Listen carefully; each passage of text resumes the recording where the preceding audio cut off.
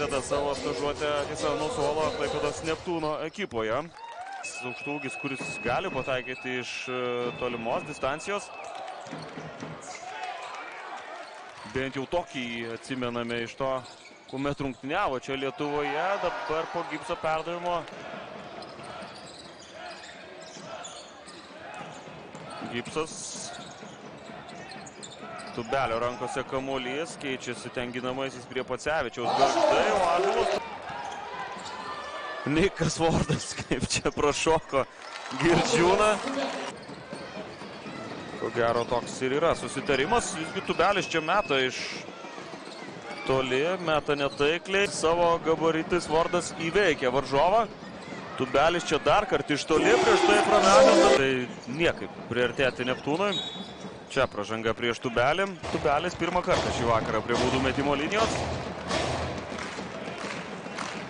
Sugrįžęs į Lietuvą po 3 metų Arizonos universitete. Žaidė ten ir vasaros lygoje. Visgi neužsibuvo NBA aplinkoje. Daug tokių tikrai perspektyvių jaunų žaidėjų.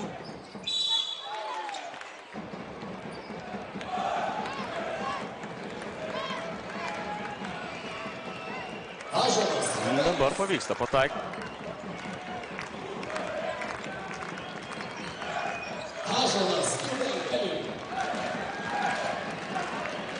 Du svarbus Tubelio baudų metimai.